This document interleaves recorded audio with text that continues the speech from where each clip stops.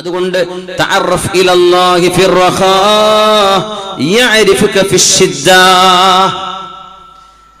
പൈസയും ആരോഗ്യം കയ്യിലുണ്ടാകുമ്പോൾ കുതിര കളിക്കരുത്. അതന്നെ ഈ പറഞ്ഞതിന്റെ അർത്ഥം. മദ്യപാനവും മയക്കുമരുന്നും ലഹരിയും പെൺകുട്ടികളെ പിന്നാലെ നടക്കലും ഈ പരിപാടി യൗവനകാലത്ത് നിങ്ങൾക്ക് നിർത്താൻ പറ്റുമോ? നിങ്ങളുടെ വാർദ്ധക്യത്തിൽ അള്ളാഹു നിങ്ങളുടെ കൂടെയുണ്ട്. നിങ്ങളുടെ സമ്പത്ത് അള്ളാഹു സംരക്ഷിക്കും. നിങ്ങളുടെ മക്കളെ അള്ളാഹു സുരക്ഷിതരാക്കും. നിങ്ങളുടെ രാജ്യം സുരക്ഷിതമാകും. നിങ്ങളുടെ പരിസരങ്ങൾ സുരക്ഷിതമാവും. നിങ്ങളെ ഉപദ്രവിക്കാൻ ഒരാൾക്കും മനസ്സു വരില്ല. എന്തേ? മനസ്സുകളെ നിയന്ത്രിക്കുന്നത് അള്ളാഹുവാണ്. അതല്ലേ നബി തങ്ങൾ പറഞ്ഞത്? അത് നിങ്ങളുടെ അക്രമികളും നിങ്ങളുടെ ശത്രുക്കളുടെ മനസ്സുപോലും ഒരുപക്ഷെ നിങ്ങൾക്ക് അനുകൂലമാക്കി മാറ്റാൻ അള്ളാഹുവിന് കഴിയും. അൽ ഖുലൂബു ബൈന ഇസ്ബഅൈനി മിൻ അസാബിഇർ റഹ്മാൻ. കാരുണ്യവാനായ അള്ളാഹുവിന്റെ രണ്ട് വിരലുകൾക്കിടയിലാണ് നിങ്ങളുടെ ഹൃദയം. യഖ്ലിബുഹാ കൈഫ യശാ. എങ്ങനെ വേണമെങ്കിലും അതിനെ മാറ്റിമറിക്കാൻ അള്ളാഹുവിന് കഴിയും. അതുകൊണ്ട് റബ്ബിനോട് ചോദിക്കണം, യാ മുഖല്ലിബൽ ഖുലൂബ്, ഹൃദയങ്ങളെ മാറ്റിമറിക്കുന്നവനെ, സബ്ബിത് ഖൽബി അലാ ദീനിക്, എന്റെ ഖൽബ്, എന്റെ ഹൃദയം നിന്റെ ദീനിൽ അടിയുറപ്പിച്ചു നിർത്തിത്തരയണമേ. ഇത് നമ്മുടെ ഹബീബിന്റെ പ്രാർത്ഥനയാണ് സല്ലല്ലാഹു അലൈഹി വസല്ലം. മഹാനായ അബൂബക്കറുൽ ഖത്താനി റഹ്മത്തുള്ളാഹി അലൈഹി നിസ്കരിച്ചു കൊണ്ടിരിക്കുകയാണ്. ഒരു മോഷ്ടാവ് വന്ന് മഹാനായ അബൂബക്കറുൽ ഖത്താനിയുടെ തലപ്പാവ് മോഷ്ടിച്ചു കൊണ്ടുപോയി. അന്ന് തലപ്പാവ് കിട്ടിയാൽ മതി, അതെടുത്ത് ഡ്രസ്സാക്കാലോ എന്ന് വിചാരിച്ചാണ് തലപ്പാവ് മോഷ്ടിക്കുന്നത്.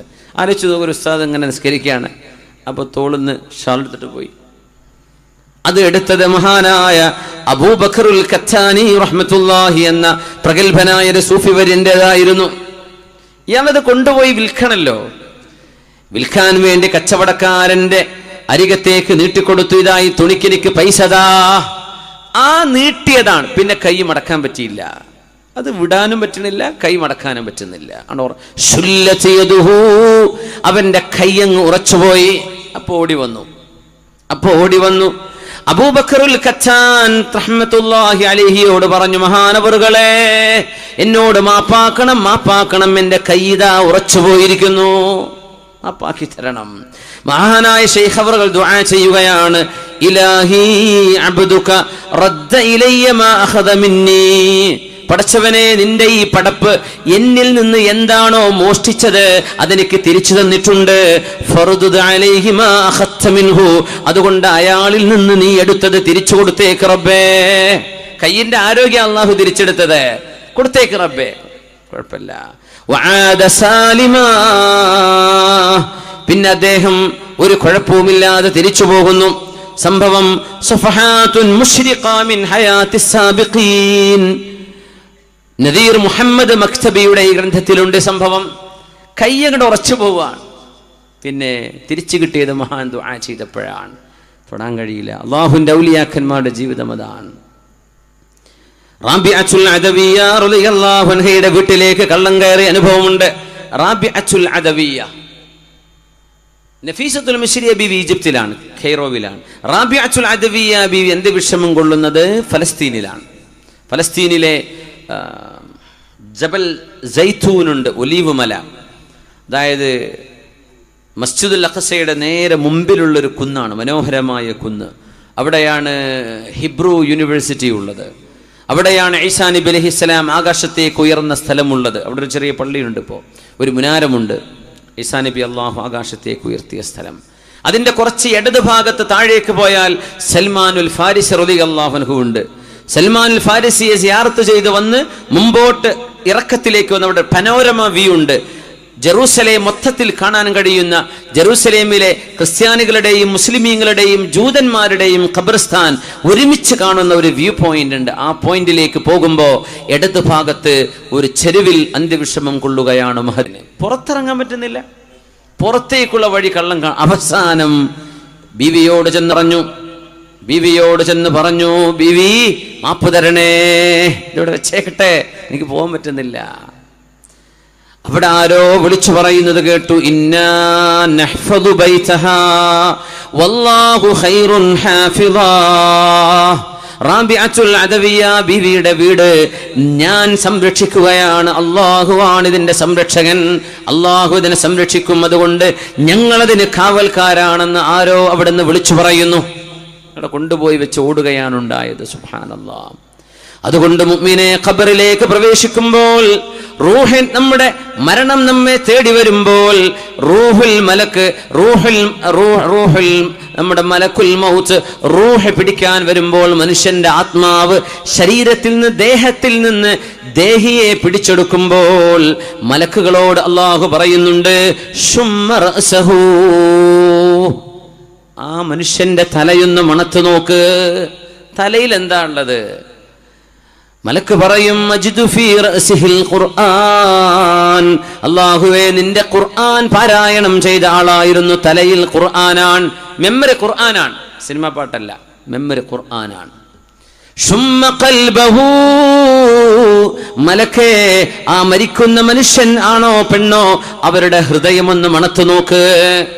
അജിദു ഫീ ഖൽബിഹി സുയാം, നിനക്ക് വേണ്ടി നോമ്പെടുത്ത നിയ്യത്ത് അവിടെയുണ്ട്. നോമ്പ് വയറ്റിലാണ്, പക്ഷേ നിനക്ക് വേണ്ടി ചെയ്ത ഇഖ്ലാസ് ഖൽബിൽ കാണാനുണ്ട്. ശുമ്മ ഖദമൈ, ആ മയ്യിത്തിന്റെ കാലൊന്ന് മണത്ത് നോക്ക് എന്ന് അല്ലാഹു മലക്കിനോട് പറയുന്നുവത്രേ. അജിദു ഫീ ഖദമൈഹിൽ ഖിയാം, രാത്രിയിൽ എല്ലാവരും കിടന്നുറങ്ങുമ്പോൾ നിനക്ക് വേണ്ടി എഴുന്നേറ്റ് നിസ്കരിച്ച കാലുകളാണിത്.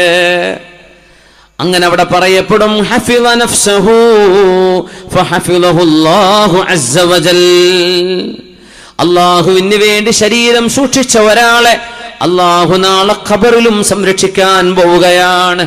നമ്മുടെ തൊട്ടടുത്തല്ലേ വർഷങ്ങൾ കഴിഞ്ഞ് മരിച്ച മയ്യത്തിനെ വർഷങ്ങൾ കഴിഞ്ഞ് നോക്കിയിട്ട്, ഇവിടെ ചിത്താരിയിൽ എവിടെയായിരുന്നത്, പൗവല് മൗവൽ ബേക്കലിനടുത്ത്, ഇവിടെ മാത്രമല്ല എത്ര സ്ഥലങ്ങളിലുണ്ട്, എത്ര സ്ഥലങ്ങളിൽ. അപ്പോൾ പറയാം മണ്ണിൻ്റെ ഗുണം, എന്ന് തൊട്ടപ്പുറത്തുള്ള ആളെ കാണട്ടെ, 3 മാസം മുമ്പ് വെച്ച ആളെ കാണാനില്ലല്ലോ, ചെളിയായി മാറിയിട്ടുണ്ടല്ലോ, 40 കൊല്ലം മുമ്പ് മരിച്ചാടെ കഫംപുട പോലും കേടാവാതെ കാണുന്നു. ഇത് മദീനത്തെ മക്കയിലെ അവിടുത്തെ മഖബറകളിൽ കാണുന്നുണ്ട്. ഹൈവേക്ക് വേണ്ടി റോഡ് ഒഴിക്കുമ്പോഴാ ഖബർ കാണാം, അപ്പോൾ അവിടെ നിർത്തും. അങ്ങനെ മഖാമുകൾ റോഡരികൾ കാണാറുണ്ട്. എൻ്റെ സിംഗപ്പൂരിൽ ഒരു ഖബറുണ്ട്. അവിടെ എന്താ പറയുന്നെങ്കിൽ, ഞാനവിടെ പോയിട്ടുണ്ട്. സിംഗപ്പൂരിലെ മെയിൻ ഹൈവേയുടെ ഒരു ഓവർ ബ്രിഡ്ജ് കടന്നു പോകാൻ. ആ ഓവർ ബ്രിഡ്ജ് കടന്നു പോകണമെങ്കിൽ ഒരു മഹാനുഭാവന്റെ മഖാമുണ്ട് അവിടെ. പോയിട്ടുണ്ടോ? സിറ്റിയിൽ തന്നെ ഫ്ലൈ ഓവറിന്റെ താഴെ വളരെ കണ്ണായ സ്ഥലമാണ്. സിംഗപ്പൂരിൻ്റെ ഒരു ചെറിയ നാടാണ്, അവർ സിറ്റി സ്റ്റേറ്റ് ആണ്, അവർക്ക് സ്ഥലം പോരാ. ഈ ഖബറും പള്ളിയും അവിടെ നിന്ന് പൊളിച്ചു മാറ്റണമെന്ന് അവിടുത്തെ ഗവൺമെന്റ് ഉത്തരവിട്ടിട്ട് പണി തുടങ്ങിയതാണ് ബ്രിഡ്ജിന്റെ. പക്ഷേ പണി നടക്കണില്ല, പൊളിക്കാൻ പറ്റിയില്ല. ആ മഖാം അവിടെ തന്നെ നിർത്തിയിട്ട് സൈഡിലൂടെ ബെൻഡായിട്ടാണ് ആ ഓവർ ബ്രിഡ്ജ് പോകുന്നത്. സിംഗപ്പൂരോട് ചോദിച്ചു നോക്കി, ഞാൻ പോയിട്ടുണ്ട്, 2-3 തവണ പോയിട്ടുണ്ട്. അള്ളാഹുവിൻ്റെ ഔലിയാക്കന്മാർ ഇടപെടുകയാണ്, അവരുടെ വിഷയത്തിൽ അള്ളാഹു ഇടപെടുകയാണ്. അവിടെ നിൽക്കട്ടെ, പൊളിക്കാനായിട്ടില്ല. അതിനുള്ളിൽ കിടക്കുന്നത് എനിക്ക് നെറ്റിവെച്ച മഹാന്മാരാണ്, അവരുടെ നെഞ്ചത്ത് കയറിപ്പോകാൻ നീ ആയിട്ടില്ല, നിന്റെ വാഹനവും അവിടെ നിൽക്കട്ടെ എന്ന് അള്ളാഹു നമ്മളോട് പറയുന്ന പോലെ ഇങ്ങനെ എത്രയോ സ്ഥലങ്ങളിലുണ്ട്. മൻ റാഖബല്ലാഹ ഫീ ഖതറാത്തി ഖൽബിഹി, ഹൃദയത്തിന്റെ ഉള്ളിൽ അള്ളാഹുവിനെ സൂക്ഷിക്കുന്ന ആളുകൾക്ക് അശമഹുല്ലാഹു ഫീ ഹറകാതി ജവാരിഹി, അവരുടെ അവയവങ്ങളുടെ ചലനങ്ങളിൽ അള്ളാഹു അവരെ സംരക്ഷിക്കും. മഹാനായ അബ്ദുല്ലാഹി ഇബ്നു അബ്ബാസ് റളിയല്ലാഹു അൻഹുവിനോട് ഹബീബ് പറഞ്ഞ ഹദീസ് നമുക്കൊന്ന് അനുസ്മരിക്കാം. യാ ഗുലാം, അല്ലയോ ചെറുപ്പക്കാരാ, യഹ്ഫദില്ലാഹ യഹ്ഫദുക, നീ അല്ലാഹുവിനെ സൂക്ഷിക്കുകയാണെങ്കിൽ അല്ലാഹു നിന്നെ സംരക്ഷിക്കും. 9 വയസ്സുള്ള മോനാണ് അബ്ദുല്ലാഹി ഇബ്നു അബ്ബാസ് റളിയല്ലാഹു അൻഹു. നബി തങ്ങളുടെ ഒട്ടകപ്പുറത്തിരിക്കുമ്പോ ഹബീബായ നബി തങ്ങൾ ആ മോനെ വിളിച്ച് ചോദിക്കുകയാണ്, യാ ഗുലാം യഹ്ഫദില്ലാഹ യഹ്ഫദുക, നീ അല്ലാഹുവിനെ സൂക്ഷിക്കണമേ, അല്ലാഹു നിന്നെ സംരക്ഷിക്കും മോനെ. മുറവിളി കൂട്ടേണ്ടതില്ല നമ്മള്. നമുക്ക് എന്തെങ്കിലും ഭീഷണിയുണ്ടോ എന്ന് തോന്നുന്നത് പോലും അല്ലാഹു തട്ടിത്തെറിപ്പിടിച്ചു കളയും. ശത്രുക്കളുടെ കരങ്ങളാൽ തന്നെ അള്ളാഹു അതിനെ തിരുത്തു വരുത്തിക്കും.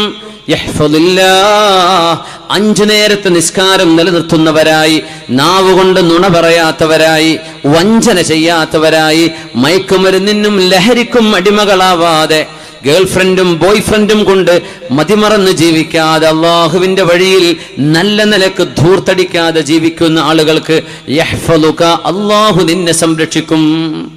സംരക്ഷണല്ലേ? ആരാ സംരക്ഷിക്കേണ്ടത്? ഗവൺമെന്റോ? അള്ളാഹു നിന്നെ സംരക്ഷിക്കും. എന്തേ ചെയ്യേണ്ടത്?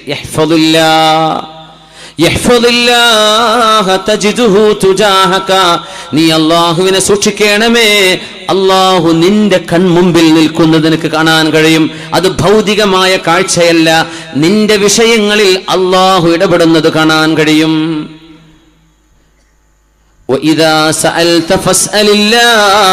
നിനക്ക് എന്തെങ്കിലും വേണോ റബ്ബിനോട് ചോദിക്കണേ. നീ സഹായം അഭ്യർത്ഥിക്കുന്നത് അല്ലാഹു റബ്ബുൽ ഇസ്സത്തിനോട് സഹായം അഭ്യർത്ഥിക്കേ. കാരണം ഒരാൾക്കും അല്ലാഹു നൽകുന്ന കഴിവല്ലാതെ ഒരാൾക്കുമില്ല.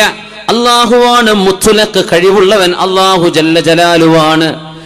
വഅലം, അറിയണം ഇബ്നു അബ്ബാസേ, 9 വയസ്സുള്ള മോനോടാ, നീ അറിഞ്ഞോ, ലവിജ്തമഉ, ജനങ്ങളെല്ലാവരും ഒരുമിച്ചു ചേർന്ന് നിനക്കൊരു നന്മ ചെയ്യണം എന്ന് വിചാരിച്ചു എന്നിരിക്കട്ടെ. എല്ലാവരും കൂടി നിന്നെ ഒന്ന് ചികിത്സിക്കണമെന്നോ, നിനക്കൊരു വീട് വെച്ച് തരണമെന്നോ, നിന്നെ ഒരു നേതാവാക്കണമെന്നോ തീരുമാനിച്ചാൽ, ലോകത്തുള്ള മുഴുവൻ മനുഷ്യരും കൂടി പരിശ്രമിച്ചാലും അല്ലാഹു തീരുമാനിച്ചു വെച്ചതല്ലാതെ ഒരു അണു ഇണ അപ്പുറത്തേക്ക് ചെയ്യാൻ മനുഷ്യനെ കൊണ്ട് കഴിയില്ല. വഅലം, അറിയണം ഇബ്നു അബ്ബാസേ, ഇവരെല്ലാവരും കൂടി ചേർന്ന് നിന്നെ തട്ടിക്കൊണ്ടുപോകണമെന്നാണ് ഉദ്ദേശിച്ചത്. നിന്നെ വെടിവെച്ച് വീഴ്ത്തണമെന്നാണ് ഉദ്ദേശിച്ചത്. നിന്നെ തുറങ്കലിൽ അടക്കണമെന്നാണ് ഉദ്ദേശിച്ചത്. നിന്നെ നാടു കടത്തണമെന്നാണ് ഉദ്ദേശിച്ചതെങ്കിൽ ലം യദുറൂക്, അവരാർക്കും നിന്നെ ഉപദ്രവിക്കാൻ കഴിയില്ല. ഇല്ലാ ബിശൈഇൻ ഖദ് കതബഹു അല്ലാഹു അലൈക്, അല്ലാഹു ആദ്യമേ തീരുമാനിച്ചു വെച്ച ഒരു വിഷയമുണ്ടെങ്കിൽ അത് സംഭവിക്കുകയല്ലാതെ അവരാർക്കും ഒന്നും ചെയ്യാൻ കഴിയില്ല. റുഫിഅത്തിൽ അഖ്ലാം, നടക്കാൻ പോകുന്ന വസ്തുതകളെല്ലാം അല്ലാഹു രേഖപ്പെടുത്തിയ അല്ലാഹുവിന്റെ അല്ലാഹുവിന്റെ ഒരു ടാബ്ലറ്റ് ഉണ്ട്. അല്ലാഹുവിന്റെ പ്രൊട്ടക്റ്റഡ് ടാബ്ലറ്റ് എന്ന് പറയുന്ന അൽ-ലൗഹുൽ മഹ്ഫൂസ്. ഹബീബുന്നൂർ മസ്ജിദ് അല്ലേ, സിംഗപ്പൂർ എവിടെണ്ടാ? ഹബീബുന്നൂർ മസ്ജിദ് എന്നാ സിംഗപ്പൂരിലെ പള്ളിക്ക് പറയാം. ഈ മഖാമിലെടുത്ത് അവിടെ ഒരു മഹാൻ അന്ത്യവിഷമം കൊള്ളുന്നുണ്ട്. സയ്യിദ് കുടുംബത്തിൽപ്പെട്ട മഹാൻ ഹബീബുന്നൂർ.